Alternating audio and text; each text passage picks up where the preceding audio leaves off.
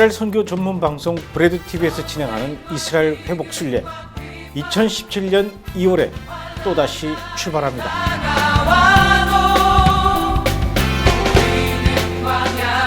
지난 4년간 매번 봄과 가을에 진행하면서 그동안 많은 경험과 노하우를 축적해오며 이제는 명실상부한 명품 이스라엘 회복 순례로 자리매김을 해온 BradTV의 이스라엘 회복 순례에 여러분을 초대합니다.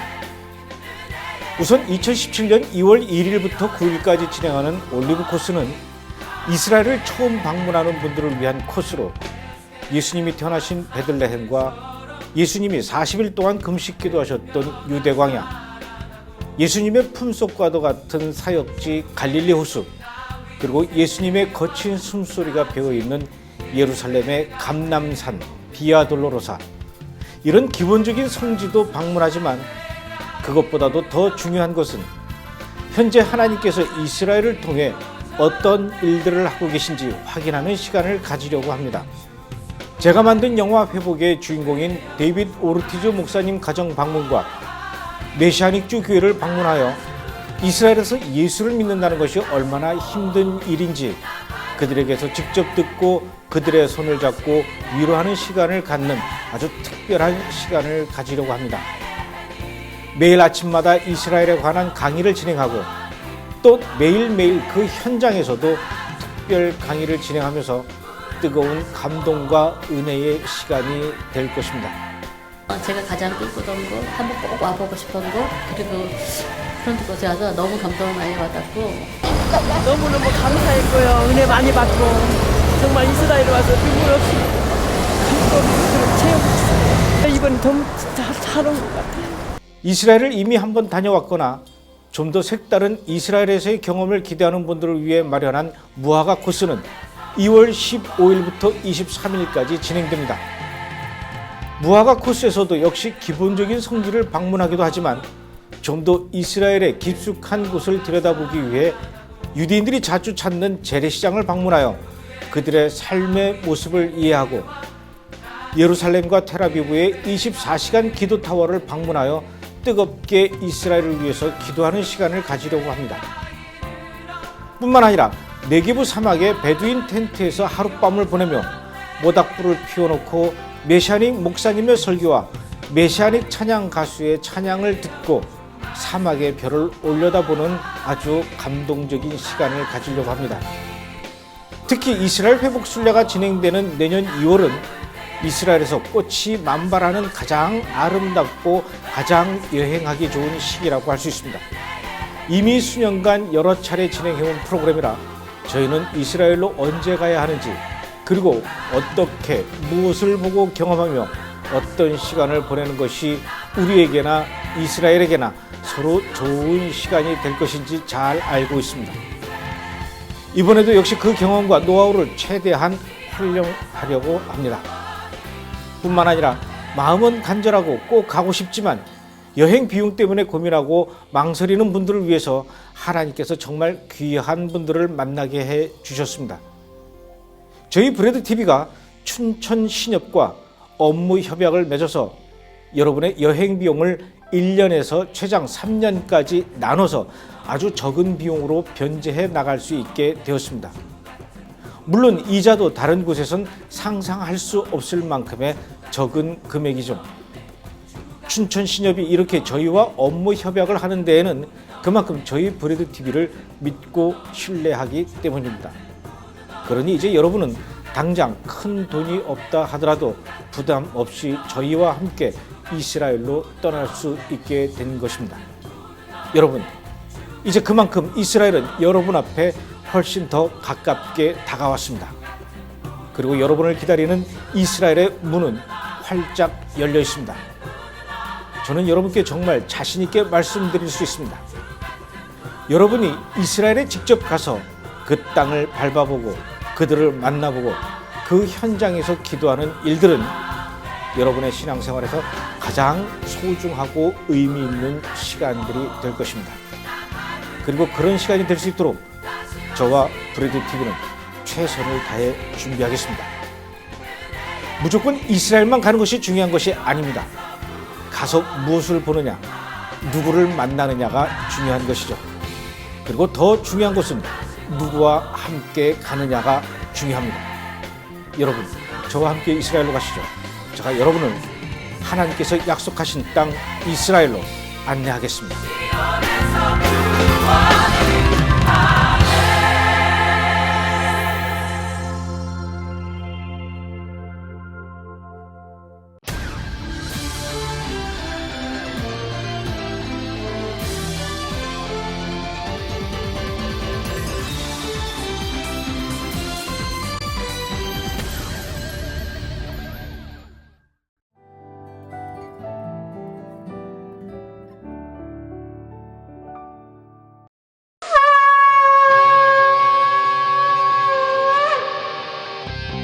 This week on Jerusalem Dateline, a look back at 2016, from the ravages of ISIS to the return of Christians to their villages in Iraq, and the election of President-elect Trump. What will it mean for the Middle East? Plus, the United Nations says no to a Jewish connection to the Temple Mount. All this and more this week on Jerusalem Dateline.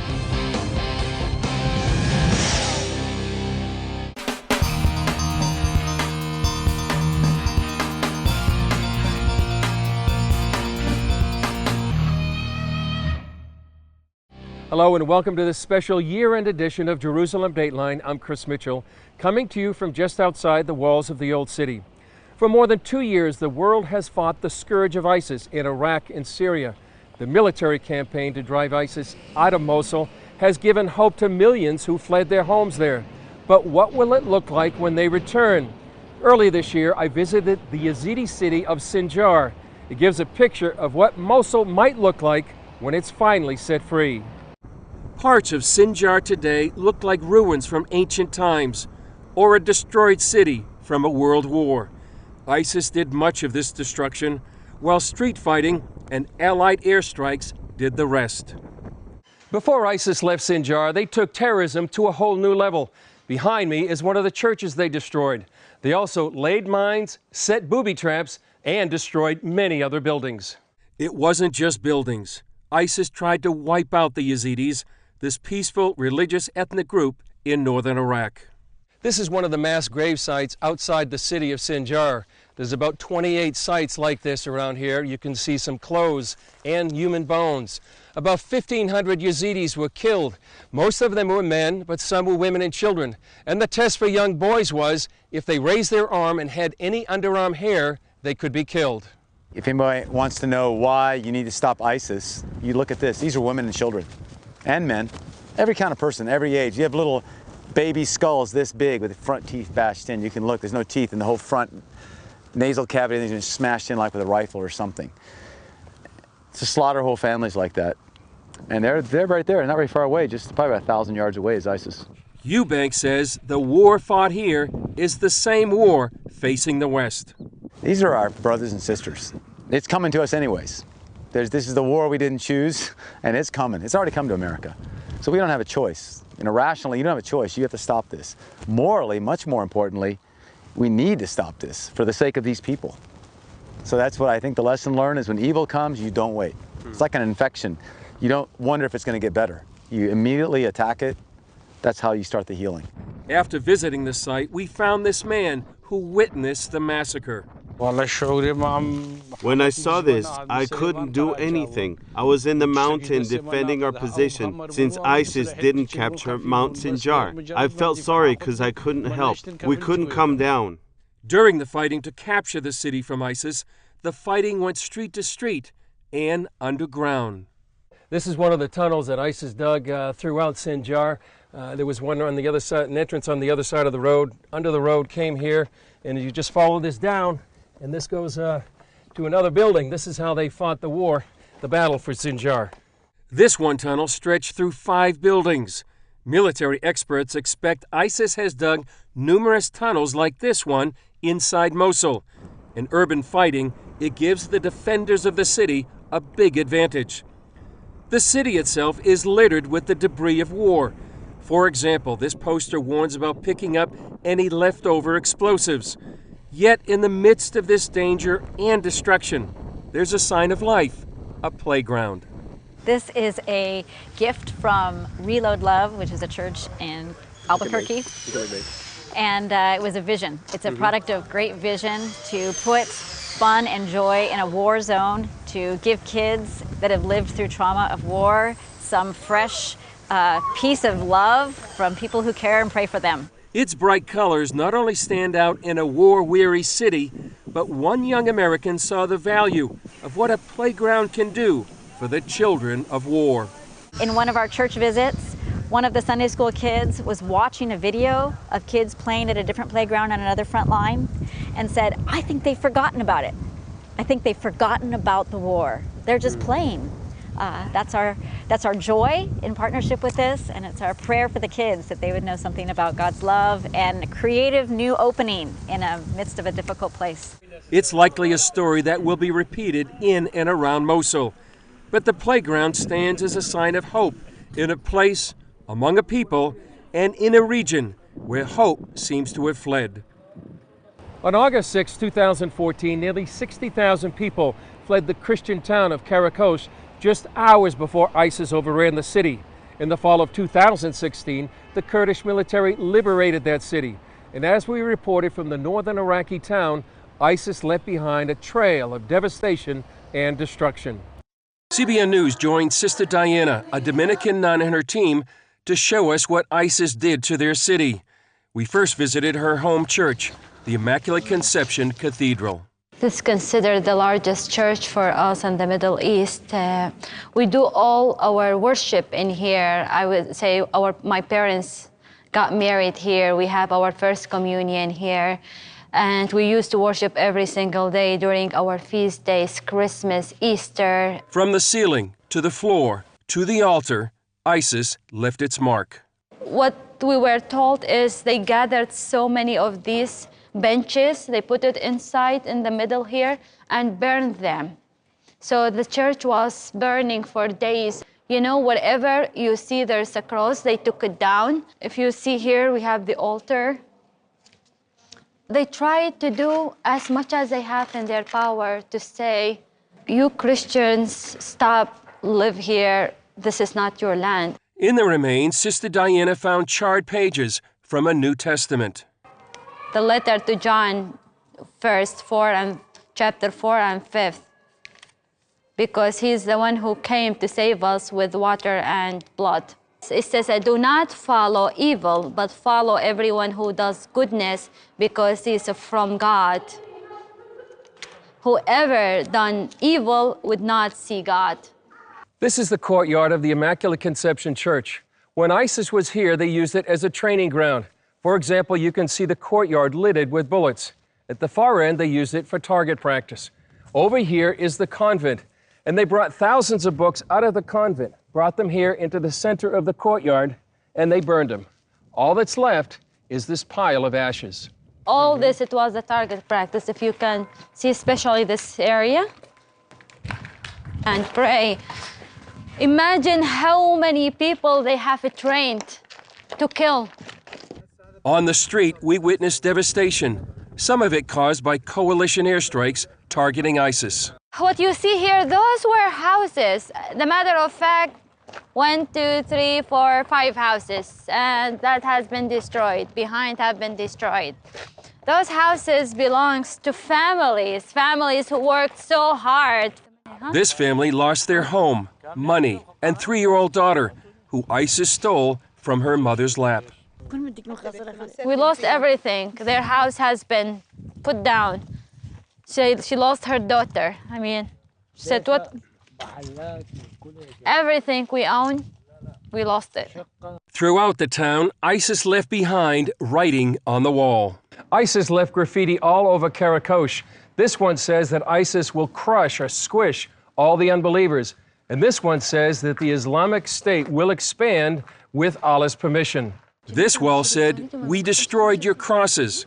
We beheaded you, you infidels. Throughout the city, ISIS destroyed or burned Christian houses of worship. They especially damaged or destroyed crosses. They even pillaged Christian graves. ISIS not only destroyed the homes of the living, they also desecrated the final resting place of the dead. Here, they destroyed some of these memorial plaques and even opened the graves so they could loot any valuables they could find off the corpses. Sister Diana says the devastation would be overwhelming without faith in God. They destroyed everything dear to us, but we tell them they could not destroy our will, our faith, our strength.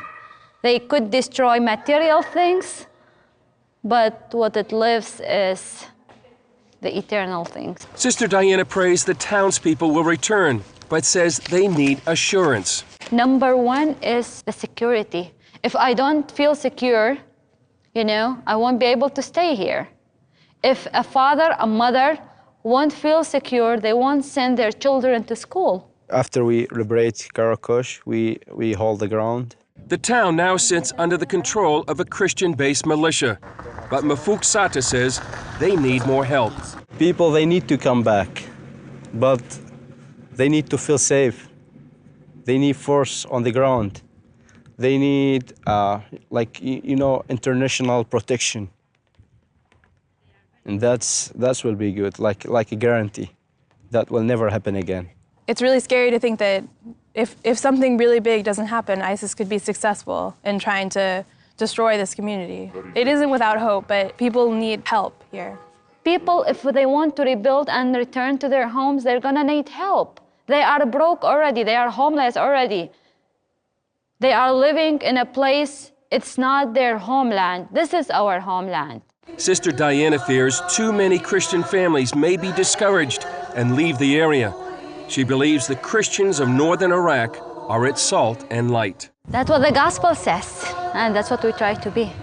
We carry the message of our Lord Jesus Christ, and we are going to be faithful to Him. No matter what they do, they can't defeat God. And the glory of this church and this town is coming back. Sooner or later, God has promised us for a better life. And you know what? We're gonna look for that promise. In the meantime, Sister Diana asks for prayer that their faith will remain strong as residents of Karakosh trickle back to see their homes, their church, and to worship.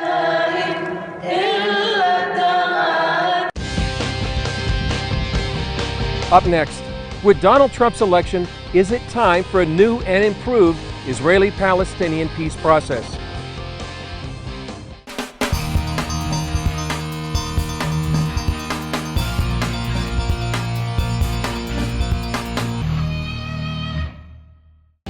Welcome back. One of the biggest events worldwide was the election of President-elect Donald Trump. That has fueled speculation about future relations with the Middle East and especially with Israel. Some see this as a good time to overhaul the Israeli-Palestinian peace process. Many Israelis hope an incoming Trump administration will lead to a major change in addressing the Israeli-Palestinian conflict. The combination of the changes in the United States, in Europe, and the region provide Israel with a unique opportunity to reset and rethink everything. Since the 1993 Oslo Accords, Israel and the Palestinians aimed to resolve their conflict in part by establishing a Palestinian state in biblical Judea and Samaria, also known as the West Bank. That direction would ultimately lead to a divided Jerusalem and the eviction of thousands of Israelis. Israeli Education Minister Naftali Bennett, however, raised the stakes when he said Trump's election could signal the end of the two-state solution. It's no secret that I think that the notion of setting up a Palestine in the heart of Israel is a profound mistake. We have to bring alternative, new ideas instead of the Palestinian state approach. Despite years of countless failures, including violent Palestinian uprisings, rocket attacks on Israel, and war in Gaza, the notion of the two-state solution remained. Signs of that situation possibly changing include comments from Trump advisor Jason Greenblatt, saying that Israeli settlements in Judea and Samaria are not a stumbling block to peace. Trump himself has pledged to recognize Jerusalem as Israel's capital and move the U.S. embassy there from Tel Aviv, a move promised for more than 20 years by various candidates without any fulfillment. Former Ambassador Itamar Rubinovich believes such a move would meet with mixed reactions. There will be happiness on the Israeli side. There will be unhappiness on the Arab-Palestinian side. There may be riots. There may be violence. Former Israeli ambassador to the EU and Jordan, Oded Iran, tells CBN News Washington needs a fresh analysis of the Israeli-Palestinian conflict.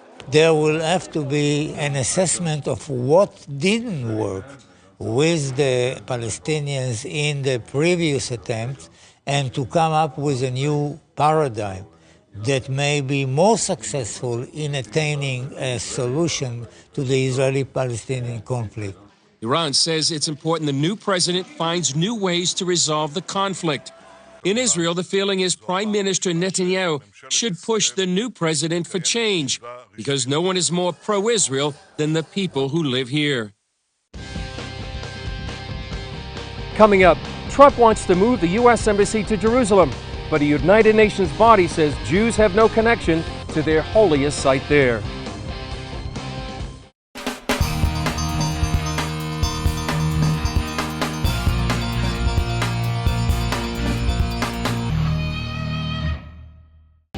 Welcome back. U.S. President-elect Donald Trump is pledging to move the U.S. Embassy from Tel Aviv to Jerusalem, what many believe to be the eternal, undivided capital of the Jewish state. But earlier this year, the UN's Educational, Scientific, and Cultural Organization voted that Judaism's most holy sites aren't really Jewish at all.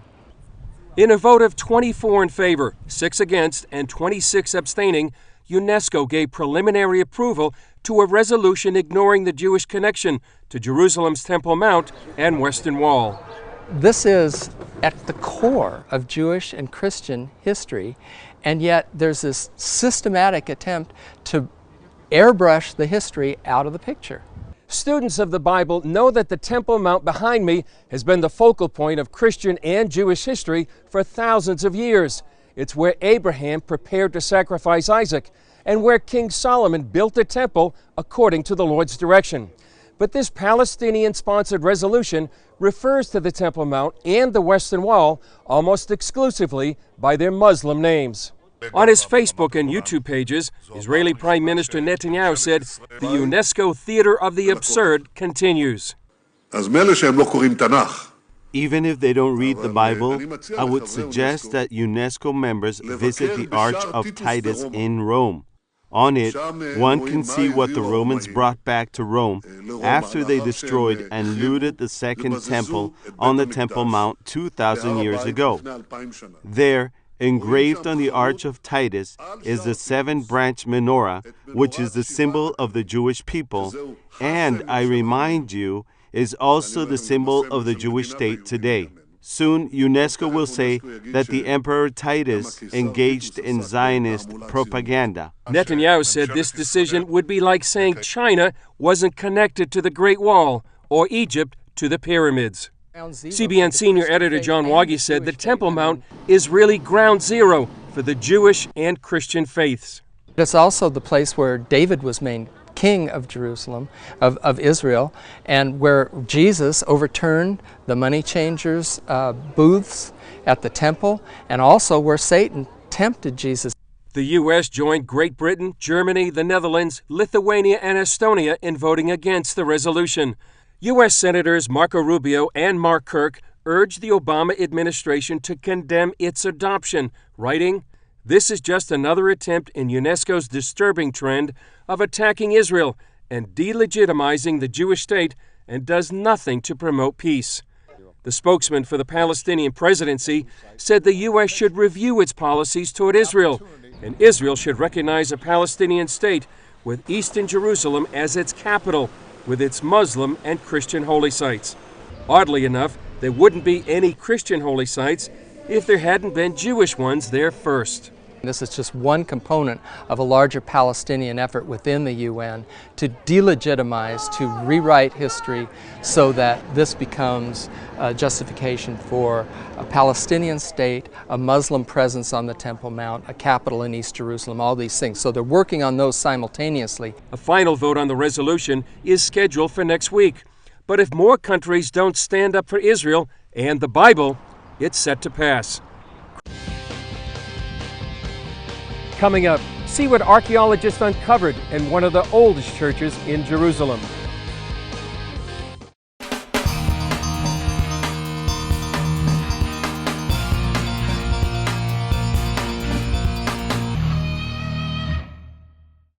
Welcome back. Looking back at the year, there's been many archaeological discoveries that have fit the biblical narrative. One of the most exciting was here in Jerusalem. For the first time in centuries, researchers uncovered what they believe to be the tomb of Jesus inside the Church of the Holy Sepulchre.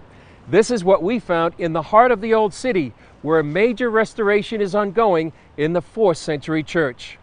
This National Geographic video shows workmen uncovering the marble slab over the tomb on October 26th. As the video says, the modest tomb has never before been photographed, and no drawings exist. It reported conservationists were surprised to find something their instruments didn't detect, a layer of debris beneath the marble cover. Then underneath the debris, they found another marble slab with a cross carved into its surface. Then they saw the original burial bed. Emperor Constantine ordered the church built in the 4th century. His mother, Queen Helena, came here to discover the tomb where Jesus was buried. The Roman Emperor Hadrian in the 2nd century built a temple here to the goddess Aphrodite. The historian Eusebius said he did it to cover the tomb where Jesus was buried. The examination of the tomb is part of a restoration project. Workers are preparing the structure known as the edicule, which means little house. It was built to protect the tomb.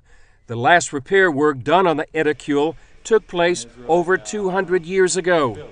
Professor Antonio Marapoulou leads the restoration and told CBN News earlier this year about the project. We will remove the marble slabs, the stone slabs. We will inject grouts to homogenize the complex structure, which is the holy rock. That means that we develop a unified structure, that all the layers will behave structurally as one. And upon this, after repairing with new compatible and performing mortars and concrete, we will readjust the stone slabs with titanium bolts. For the workers, it's more than a job. Vasilios Sephelis is a Greek civil engineer. So I'm very excited because I'm a Christian Orthodox and I am working in Greece in monuments like this. But this is a specialized project, very specialized project. I don't believe that I can go to something bigger than this. Each one of us in front of the Holy Tomb feels the values of the Holy Tomb. And the Holy Tomb is the most alive place in the world. It gives the message of resurrection. National Geographic plans to show more of its footage this month on its Explorer channel. The restoration should be completed sometime next year. That's just one of the many major stories of the past year. Thanks for joining us in 2016, and we look forward to being with you in the coming year. Remember, you can follow us on Facebook, Twitter, and Instagram. I'm Chris Mitchell. We'll see you next year on Jerusalem Dateline.